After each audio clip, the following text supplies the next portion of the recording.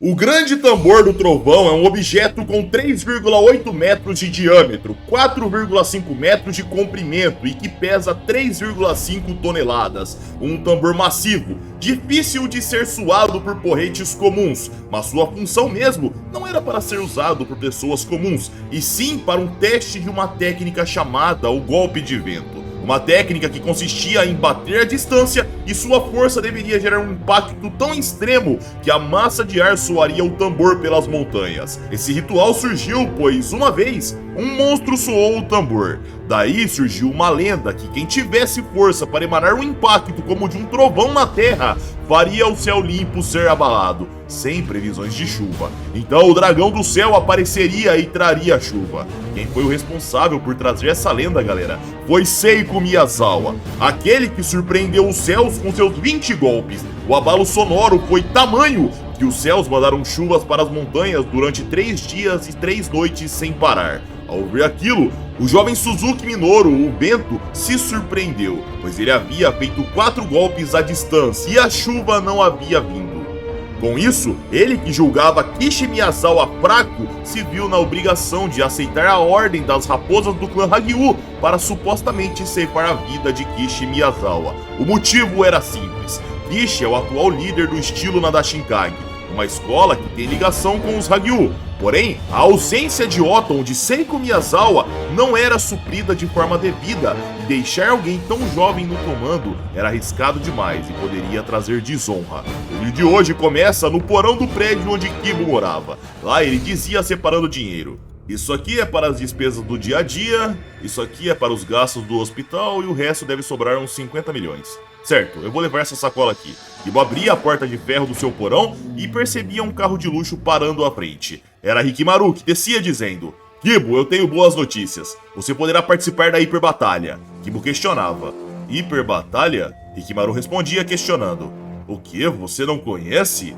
A Hiperbatalha é um festival de artes marciais. Todo ano, estrelas do mundo todo se reúnem e lutam pelo título de rei. Kibo dizia um curto e saía andando. Confuso, Hikimaru questionava: você disse Pra onde está indo? Kibo parava, olhava para trás e respondia: eu vou para um Doujin Yaburi. E aqui, galera, um adendo. Isso é um ritual que significa desafiar um ginásio de outra escola de artes marciais e vencer. Assim pode levar a placa do ginásio embora, e se perder, leva porrada até ficar quase morto e é jogado no meio da rua. A cena cortava para a escola de karatê Seisekin.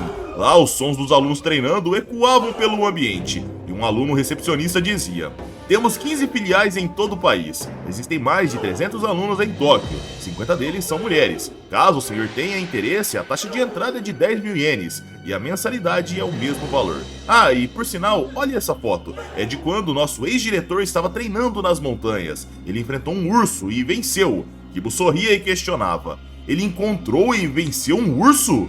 Caramba! Mas espera, eu tô vendo que é algo parecido com uma corda em volta da perna do urso. Não vai me dizer que esse urso era domesticado, né? O aluno ficava sem graça e desviava da pergunta dizendo: e como você pode ver, nessa foto o ex-diretor está perto do primeiro-ministro. Muitos políticos importantes estão nos apoiando, como você pode ver em nossos documentos. O ex-diretor tem muitos amigos, entre eles astros de cinema famosos. Kibo continuava olhando para a imagem do urso e dizia intrigado: é como uma nova religião duvidosa, né? O aluno questionava levemente impaciente: o que você quer dizer? Kibo amenizava: eu não quero dizer nada ruim, mas recentemente eu ouvi 2 religiões de escritório. Enquanto eu estava lá, eu vi fotos enormes de fundadores iguais a esta.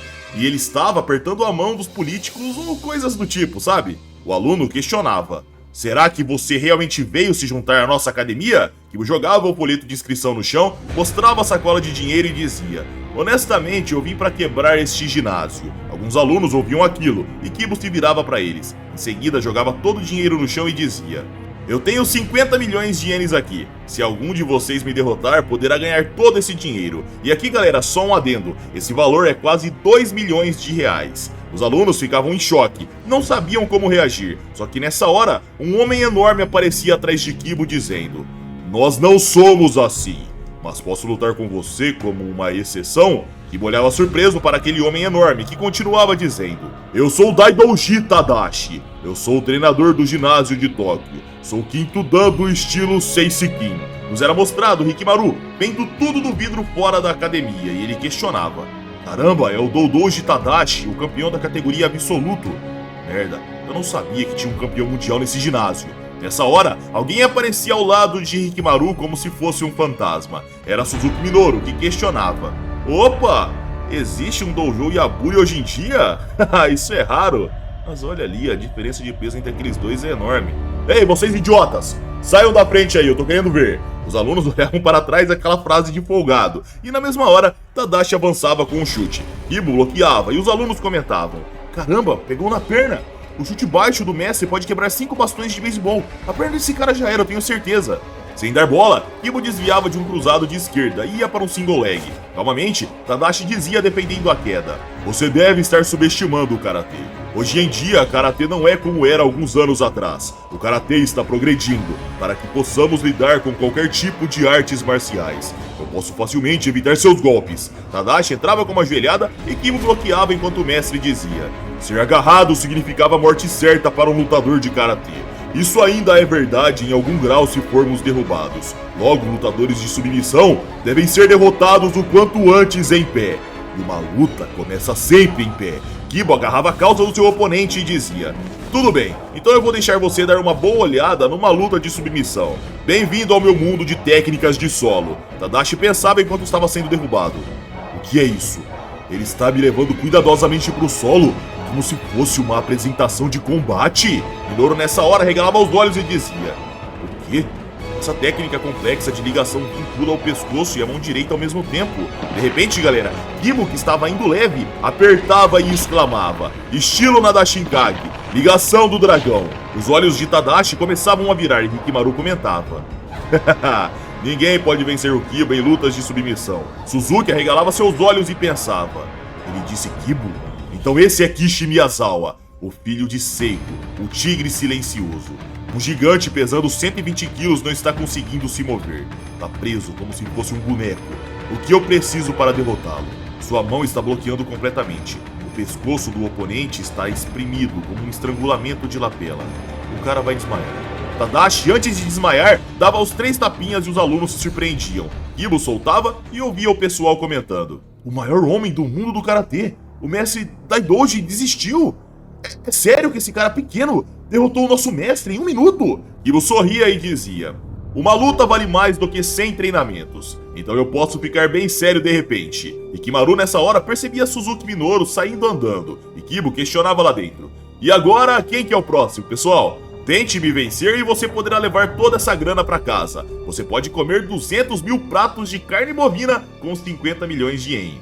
Rikimaru ajeitava seus óculos e dizia: haha, ele está os provocando com dinheiro. Todos os alunos começavam dizendo que lutariam e Kibo dizia surpreso: eita pega, peraí pessoal, é um de cada vez pra eu treinar.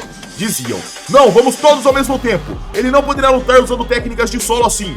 Kibo bloqueava os ataques e dizia: vem 2 em 2 então, afinal eu só tenho 2 braços. Obviamente os alunos ignoravam, atacavam até com espadas de madeira e continuavam sendo nocauteados. Kibo quebrava a espada de madeira com um chute e questionava: ei, qual é o problema? Por que você tá usando armas? Kibo nocauteava o atacante de espada com um soco no corpo, em seguida derrubava 4 num piscar de olhos. Até que de repente, galera, alguém tomava um direto e voava para a direção da parede. Em seguida, outro era agarrado pelo pescoço e estrangulado por Suzuki Minoru, que dizia: vocês me dão nojo. Muitos para enfrentar apenas uma pessoa? Muitas formigas podem até mesmo matar um elefante. Isso não é justo. Kibo olhava surpreso e um aluno avançava questionando: então você é igual a ele? Minoru deixava o atacante acertar o rosto do desmaiado e o acertava com um jab que fazia o oponente voar pra longe. Em seguida ele nocauteava 4 com um único chute giratório. Todos iam pra longe e Kibo dizia: ei, você é muito forte. Quem é você? Minoru respondia: meu nome é o Vento Minoru. Kibo questionava: o Vento Minoru? Então você deve ser um cara liso como o vento, hein? Os alunos diziam: vamos, todos ao mesmo tempo, segure-os e espanque-os. Kibo sorria e atacava os alunos, até que de repente, galera, um aluno dizia juntando todo o dinheiro nas escondidas: eu consegui pegar toda essa grana. Ai, podem ficar lutando aí, seus manés. Só que de repente, galera, Rikimaru colocava uma arma na cabeça do mesmo e dizia: larga isso, roubar não é bom, vaza. De repente, uma garota abria a porta e gritava: parem. Todos paravam na hora, e um dos alunos dizia: Ah, é você, senhorita Kanshou? A garota faixa preta encarava e Kibo questionava. Essa é a Kanshou? Daidoji Tadashi se levantava e dizia: senhorita Kanshou, esse invasor queria acabar com o nosso ginásio. Kibo coçava a cabeça sem graça e Kanshou olhava brava. Em seguida acertava um soco no corpo do gigante e questionava: Daidoji, qual é o seu problema? Por que deixou essa confusão acontecer se você estava aqui para controlar os ânimos de forma devida, ao invés de entrar na pilha e começar uma briga generalizada? Kibo pegava seu dinheiro e dizia para seus aliados: Bora, é hora de ir para casa, já zelou. De repente, Kanshou dizia: Espera aí, eu vou lutar com você. Não posso perdoar alguém tão arrogante e insolente. Para defender a honra da escola de Karate Sekishin, eu não posso deixá-lo sair. Lute comigo agora mesmo. Kibo saía andando e dizia: Desculpa aí, mas eu não sou esses otários que batem em mulheres. Kanshou saltava bem alto e dizia, encurtando a distância: Você está me subestimando porque eu sou uma mulher? Mesmo de costas, Kibo desviava da voadora. Em seguida, Kanshou pousava e lançava um chute alto, mas Kibo desviava desse e de outro que chegava. Enquanto isso, ela dizia: Eu treinei karatê no Sekishin desde que eu era uma criança. Nenhum desses caras pode me derrotar. Ela carregava um Seiken e batia com força total. Kibo bloqueava facilmente e esclarecia: Olha, meus punhos não têm a intenção de ferir mulheres, então para.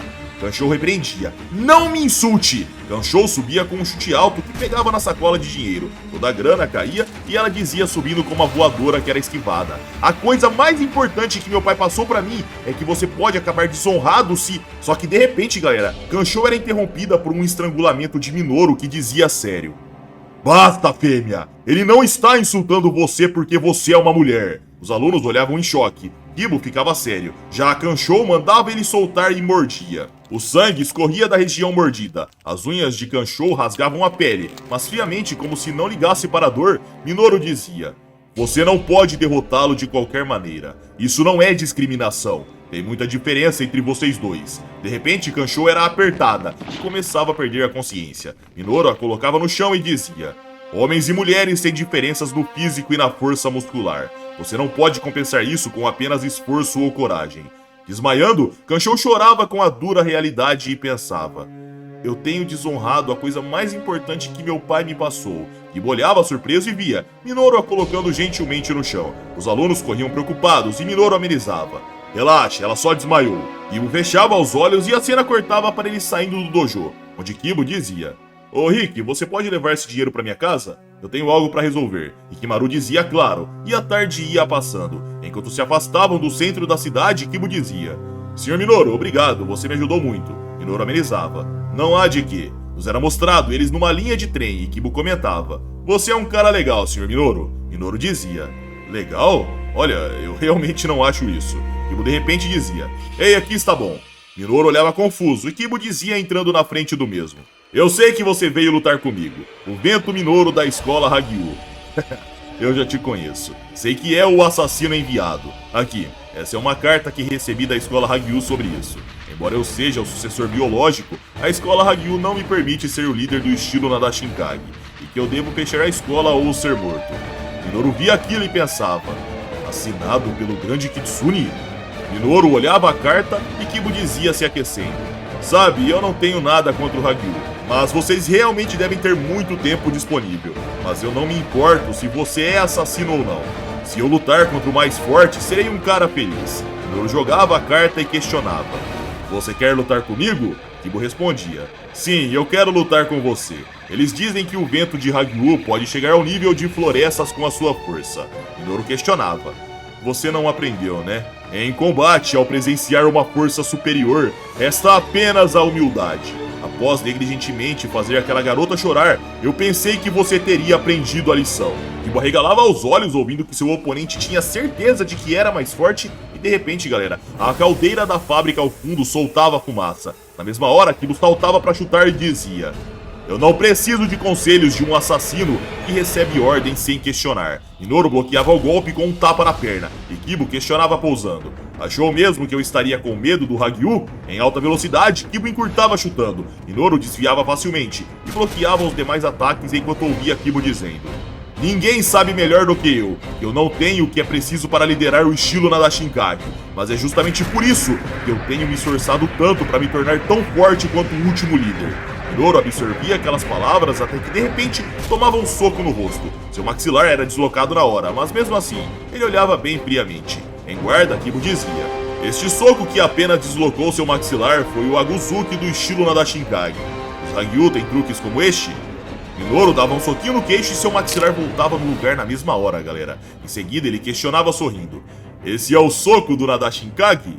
Tenho que dizer que não estou impressionado. Kiba absorvia aquelas palavras levemente surpreso, olhava seu oponente sorrindo e disparava dizendo: isso é apenas a introdução. Daqui em diante a luta será real. Minoru dava um tapa no ar e exclamava: eu já sei seus pontos fortes e eles não são especiais. Kiba via uma massa de ar se formando e questionava: mas o que é isso? De repente, outro golpe de palma era lançado, só que agora no seu corpo, e Minoru exclamava: estilo Hagyu, ataque do vento. Kiba era erguido e lançado para longe. Sua região abdominal era afundada com tamanha pressão. Ele era arrastado para longe, porém Minoru se surpreendia levemente, pois via seu oponente que parava em pé, deixando um rastro de fumaça no chão. Com a camiseta rasgada na região acertada, Kiba sorria e questionava: então esse é o ataque de vento da escola Hagyu? Eu tenho que dizer que não estou impressionado. Minoru dizia: interessante. Isso era para ter quebrado você em dois. Para ser capaz de tirar todo o impacto do ataque de vento e sequer cair, Kibo respondia: esse ataque tem poder suficiente para rasgar os órgãos internos de um ser humano normal, eu sei disso. Eu também ouvi um barulho estranho que nunca tinha ouvido antes. Mas você sabe, o estilo Nadashinkage pode criar uma aura, um escudo de energia que reduz o impacto. Minoru questionava: um escudo de energia? Então ele existe no estilo Nadashinkage também?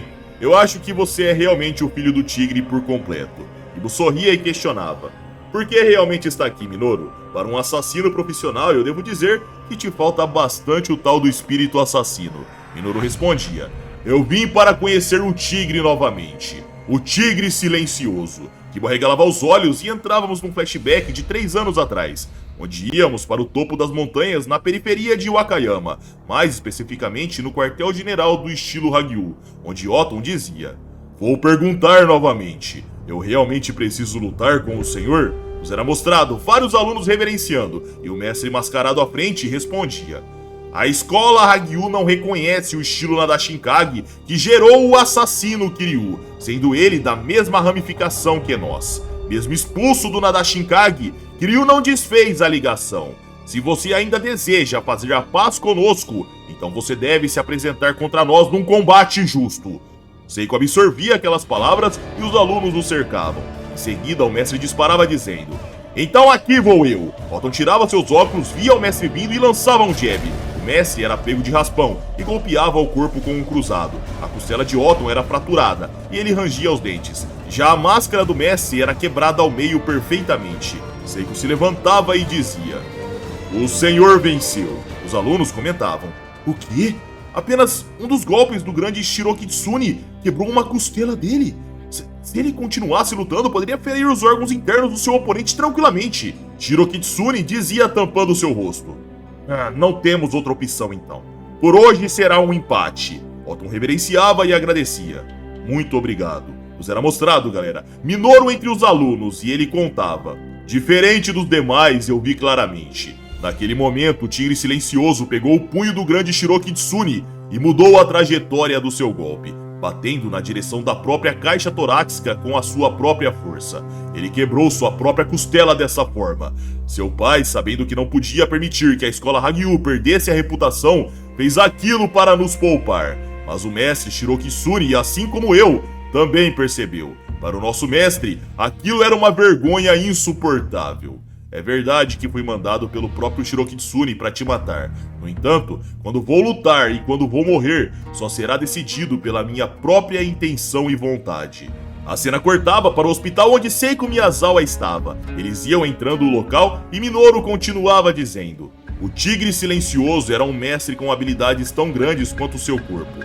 Desde aquele dia, eu continuei a olhar para ele com admiração. Nos era mostrado, galera, eles chegando no quarto. Lá, Oton tremia, mas conseguia tomar sua sopa sozinho. Kibo via aquilo e dizia animado: pai, bom trabalho! Você já está sendo capaz de comer sozinho, que legal! Suzuki Minoru se chocava e pensava: um homem de integridade, o terror da Hagyu, o homem mais temido por toda a nossa escola, está parecendo uma criança que acabou de aprender a andar.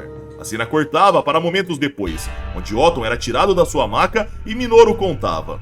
Originalmente, as escolas Nadashinkage e Hagyu se ramificaram de um estilo único, portanto suas técnicas Torichi, Kansetsu, Waza, Satsubou, Atemiwaza, Soseihou, osteopatia, quiropraxia e farmacologia, medicamentos chineses e até venenos se mantiveram as mesmas. Você sabe, os princípios do segredo da morte e do renascimento das artes marciais são quase idênticas. Kibo dizia um curto sim, e Minoru continuava dizendo enquanto massageava e apertava os pontos de pressão de Seiko Miyazawa.